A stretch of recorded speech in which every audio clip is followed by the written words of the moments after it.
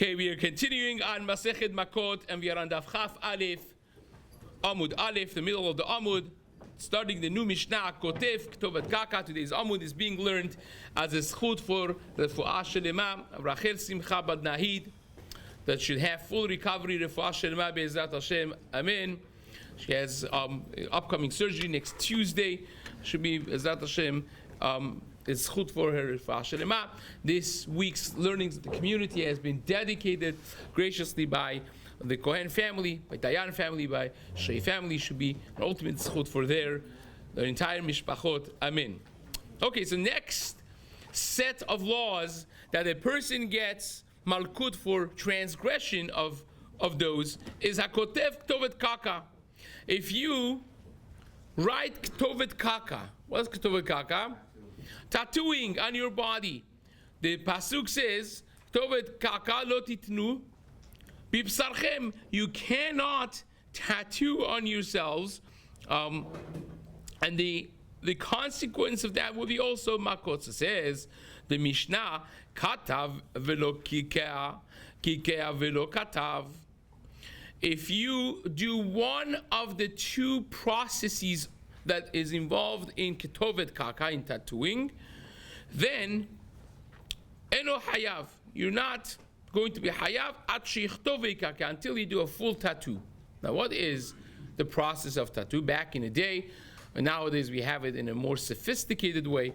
Back in the day, they would first put ink on the body, and then they would engrave with a needle. They would poke many holes, as many as possible within that area of ink writing, and the ink would penetrate under, I'm not sure exactly, I'm not the baki in tattooing, Baruch Hashem. I think there's 2 or 3 layers of skin that you need to penetrate, and that would stay, like the Rivan writes over here, that would stay le'olam, will stay forever. Hence, by the way, the questions of temporary tattooing, that after 4 months, 6 months, whatever it is, it comes off. Is that deoraita? Is that isur darabanan? What exactly is the question? With regards to cosmetic tattooing and so on and so forth. Some of them are not necessarily staying on the body forever. You have tattooing on the head for people who bald out in early stages. So all those would be part of this question. What exactly is part of tattooing? The Mishnah is going to continue discussing. So the first thing is, if you wrote without kikua, without penetrating it exactly where it should be, or you did the kikua without writing, then you're not hayav. The full isur of tattooing is when you write and you also make it penetrate in the small cuts that you make, small holes that you penetrate with a needle. That's going to be ktovet kaka, isur of tattooing. Says the Mishnah, "Achichtove kaka b'dio," has to be, not be'ado. B'dio, you have to write it with an ink, ubechol davar shehu roshem, anything that stays and is stable. Rabbi Shimon ben Yehuda mishum Rabbi Shimon Omer, says the Mishnah, eno hayav ad sheichtov shem et Hashem. You're not chayav until you write the name. What's the name? We'll see. Says the Mishnah, shenemar uchetovet kaka lo titnu bachem ani Hashem. Don't put ktovet kaka on yourselves, and then the pasuk ends ani Hashem. So at this stage of understanding the Mishnah, we are understanding it to mean that you are writing the Shem Hashem on yourself, right? Actually, learning with the Baal Tshuva once, and he shows, we wanted to show how much he loves Hashem. I had gone and gotten a full Yud Kei Vav Kei, big tattoo on his hand, right? So he was very proud of that. I was like, yeah, you can't go to the bathroom with shorts. It's you can't take this to the bathroom. It's going to be a problem. You can't even erase it. It becomes now a bigger problem. Erasure of tattoo is something that we're going to discuss with Hashem in the upcoming discussion. But that would be the understanding that we have as of this moment from the Mishnah. The Gemara is going to explain that that's not correct. So says the Gemara, Amar le Rab Acha bred the Rava, the Rav Ashi. Rab Acha, the son of Rava, said to Rav Ashi, Adi yichtov ani Hashem mamash. God says, the question he asked to Rav Ashi was, you seriously want to suggest that you have to write on your hand Ani Hashem? Because the way we understood the Mishnah so far, it says Ketovet Kaka lo titenu bachem. Don't write Ketovet Kaka on your bodies. And what are you writing? Ani Hashem. So he asks Rav Ashi, he says, well, you have to mamash write Ani Yud Vavke on your body, and that's the only case you're hayav. The Gemara says no. Lo kedetani bar kapara. Says Rashi is answering him. It's exactly the opposite. Eno hayav at sheychtov shem avodat kochavim.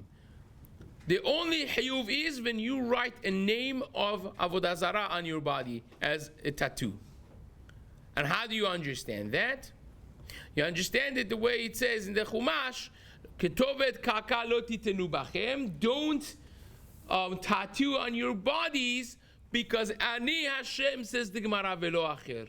Shenemar uchtovet kaka lo titenu bachem. Ani Hashem velo acher. In other words, it says, I am Hashem. What are you going and writing the name of a different deity on your body? The Rambam puts the halachot of Ketovet Kaka, of tattooing, in Hilchot Avodah Zarah. Right? That's where Rambam puts it. In Perek Yud Bet. Why? Because Rambam understood that the Isur of Avodah Zarah, Isur of Ketovet Kaka rather, tattooing, was an offshoot of Isur of Avodah Zarah, because that's how they used to do it. Right? Whatever deity they had, they would eternalize, so to speak, their dedication and their love to it through tattooing, right? Tattoo was like considered a way of eternalizing the Avodah Zarah in their body. So says the Gemara. Now, by the way, this has a lot of very interesting questions that comes with it. Reb Chaim Kanievsky wrote a list of things that people didn't write on, and the small things even. So he has a sefer called Siach HaSadeh, which is a compilation of 7 different pamphlets, kuntresim, that he wrote, and one of them is called Patshegen Aktav, playing on words of the pasuk in Megillat Esther, Patshegen Aktav, which is all dealing with the halachot of Ketovet Kaka, tattooing. For instance, a question that he brings over there is, you have surgical tattooing, right? You want to do internal surgery, and the doctor, the surgeon, has to know where to cut, where to not cut, and sometimes it's very complex for those who've seen inside of a human being, or inside of anything for that matter, right?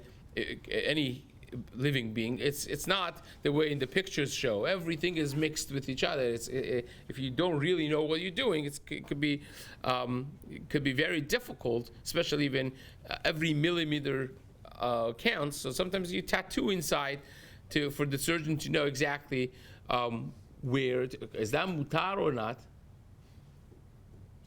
Right? Can you do tattooing, surgical tattooing of that nature?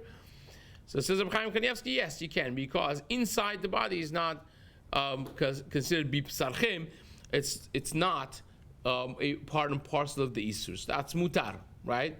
On your body is a problem. Inside anything that's in the halal of the goof, it's not a problem. Another question: you have Baalei Tshuva who have tattoos on their body.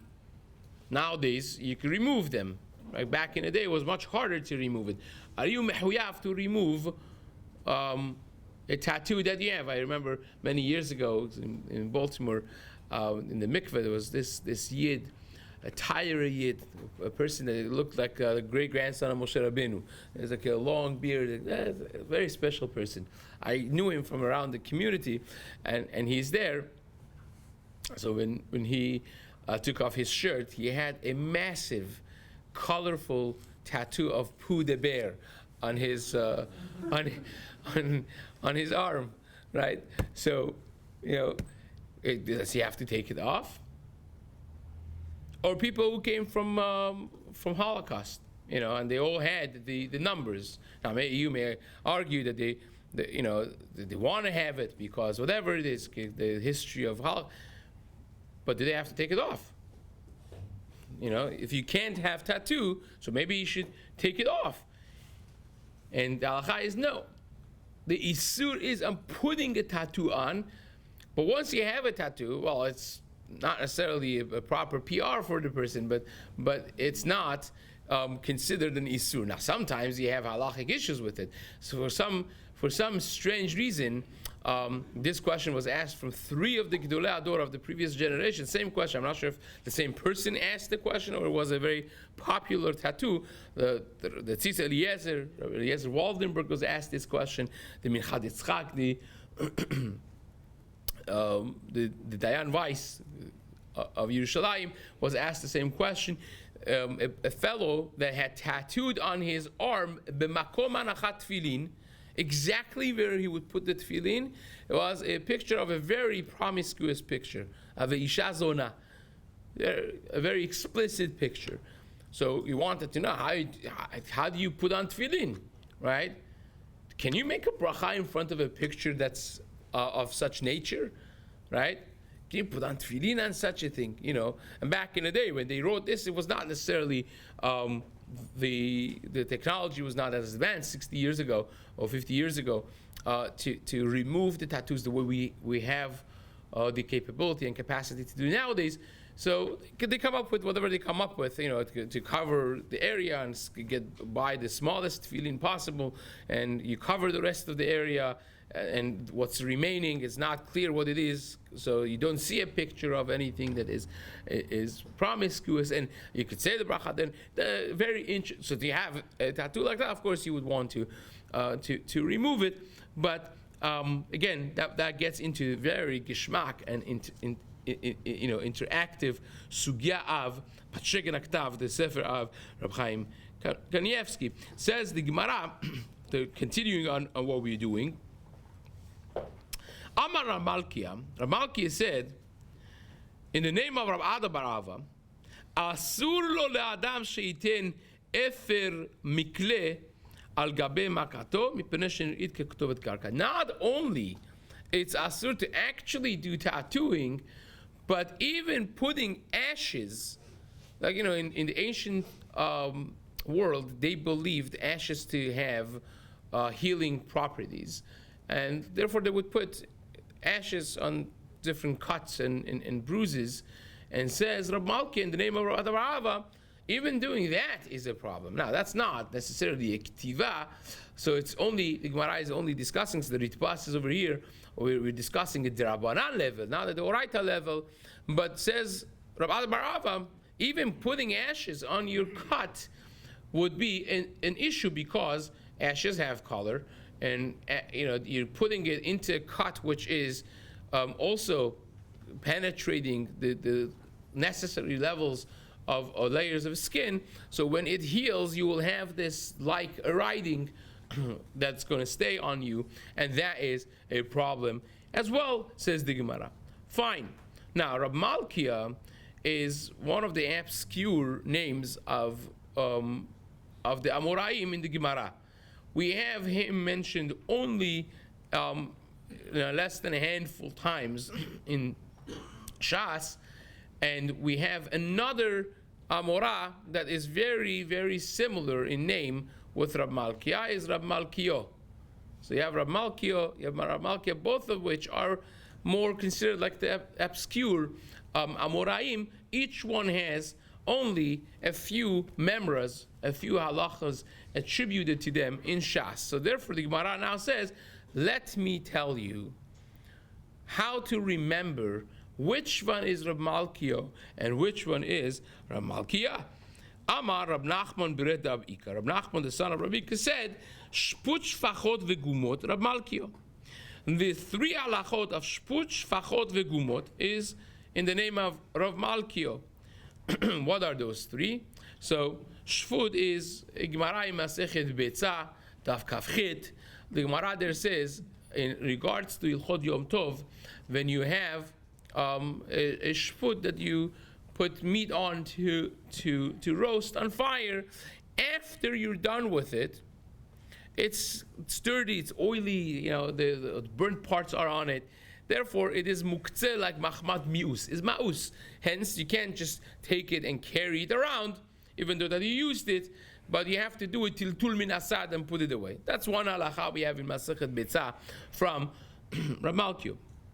Another one is a Gemara in Masechet Ketuvot, right? And Daf Nun Tet. The Gemara there in Masechet Ketuvot says, when a husband and wife get married, the husband has his obligations to the wife, to the household, and the wife has her obligations to the house and to her husband. She has to do certain work, right? There's a list of things that she must do.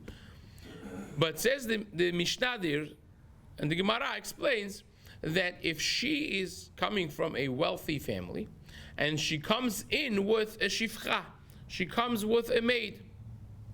So if you have one maid, certain things you don't do. The maid takes care of those. If she comes with two maids, there will be more things that she doesn't have to do. She comes with three maids, there's more stuff that she doesn't have to do, very limited obligations. And there, the Mishnah says if she comes with four maids, that's it. She doesn't have to work. She could sit and people will fan her and there we go, right?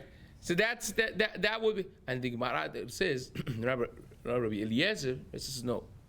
Regardless of how many maids she brings in, even if she comes with 1,000 maids, she still has to do some basic work in the house, with that semer, whatever it is, because batala meviali deshiamum, because it is very negative for any person, especially a woman, to be sitting around doing nothing. It creates a lot of negativity. So therefore, yes, it becomes less the work that she has to do, but there is a baseline that every woman should do, not because she needs to do it, but because it is good for her to be involved with some work. So that is the shfachot, the halacha of maid servants, shfachot, that you bring in. That's in Ketuvot. Vegumot is another Gemara in Masechet Nida. The Gemara there in Daf Nun Bet, I believe the Gemara discusses the puberty, the growth of a girl from a girl to a young woman. What exactly are the signs of it? And we know shte sa'arot, but shte sa'arot sheyesh lahem gumot. So that's the third one. Those three halachot are Rab Malkiah, says Rab Nachman Bered Rav Ika. And Rab Malkiah also has his three halachot. Blorit, Efer Mikle, Ugvina, Rab Malkiah. Right? There's a Gemara in Masechet Avodah Zarah, there says that when a Jewish barber is giving a haircut to a guy, to Avodah Zarah, there are limits of what you could cut, what you can't cut. 3 etzbaot from each side on a blorit, on the hair they had in the middle. That's where you have to stop, with the details of which we have just done in Masechet Avodah Zarah and Amud Yomi, so everyone remembers. So that's one. Efer Mikle is our halacha that we just said. The Malkiah says you cannot put Efer Mikle, ashes, on a cut, because that would be at the rabbinical level of Ktovet Kaka, of doing tattooing. And Gvina is also in the same Mishnah over there in Masechet Avodah Zarah, that certain Gvina, the the Gemara there says in the name of Malkia would be Asur Behana'ah. The Givina of Goyim, a certain specific one, because of the components that he had, it will be Asur Behana'ah. So those are the three halachot that Rav Malkia says. Rav Papa disagrees. Rav Papa says no. Matnitin matnita Rav Malkia. All of the learnings that are comments on a Mishnah or a Braita is Rav Malkia, and Shemateta and the comments on the words of Amoraim, right? Which is not Braita and Mishnah is Tanaim, right? As Tanaic works. Shemateta is always Amoraim. It's good to know this. Like Matnitin is Mishnah, right? Matnita is Braita. Those are both Tanaic works, right? Mishnah is a name and a Braita is a name, by the way, right? Mishnah, the Rambam explains this in his Hakdamat Pirush Mishnayot. Rebbe wrote a sefer, right? Imagine Lavdil. Nowadays, someone would write a sefer. You have a name for the sefer. So Rebbe wrote a sefer. He called his sefer Mishnah, right? Which is the Milashon Shinun, like to review or to be sharpened, right? And Rabbi Chia, who was a student of Rebbe, one of the top students, Talmid Haver of Rebbe, he also at the same time was composing his sefer, which was called Braita. Now we call it Braita at the end because of the Mishnah became the mainstream. Braita became a sidekick, basically. That's why Braita is it's on the outside, right? Braita. So that's the name of their Sfarim that they wrote, right? So those are Tanaic works, right? Rabbi Chia and Rabbi Shaya together compiled that. And then, whenever the Gemara says Shmata means a saying that was said by the Amoraim. So it says Rav Papa, all of the comments made on the words of Tanaim, right, is one person, this is Rav Malkia, and all of the comments said on Amoraim is Rav Malkio. Shemateta Rav Malkio. Vesimanech, and Rav Papa said, I'll tell you a simon to remember this. Which one is which? Matnita Malketa. Mishnayot and Braitas, the Tanaic works, are like Malchut, right? Because you cannot disagree with Mishnah. You cannot disagree with Braita, right? Amoraim cannot disagree with, this is said, Rav Papa is a Amorah, right? So in our generation, we bow our head in front of the Tanaic works. It's Malchut, it's like kingship, right? And Malchut is in Hebrew language, the word Malchut is Nekeva, right? Malchut, the taf at the end, it's a feminine word. And which name between Malkia and Malkio sounds more feminine? Malkia. It sounds feminine. So, Matnita Malkia. That's how you remember it. All of the Tanaic works would be, comments on Tanaic works would be Malkia, and the other ones, the Shmata would be Rav Malkio. One says, which one, what's the nafkamina between Rav Papa and the other one? My benaihu, ika benaihu, shefachot. The only difference is the Gemara in Masechet Ktuvot that we mentioned, in Daf Nun Tet, that there, shfachot, according to Rav Papa, would be different than according to the other one, because according to Rav Papa, this would be Rav Malkia, right? And according to the other one would be Rav Malkio. So according to Rav Nachman Bred Rav Ika, Shfachot would be Rav Malkio, as we said it before. Shfachot, the Gumot, is Rav Malkio. According to Rav Papa, it is a Tanakh. It's comment on the Mishnah Masechet Ktuvot, and therefore it would be Rav Malkia, and that's their difference. So says the Gemara, another Chumrah in writing Ktovet Kaka would be the following. And we'll end with this. Rabbi Barabaye copied afilu a rivda de kosilta. He was machmir even on a rivda de kosilta. What's rivda de kosilta? They used to do, again, it was believed to be healthy to let blood, right? And you would have to poke a little hole, right? A puncture to let blood, right? So that little hole, little puncture, he was even machmir on that, not to put any. Even though it's not the writing, it's like a little puncture.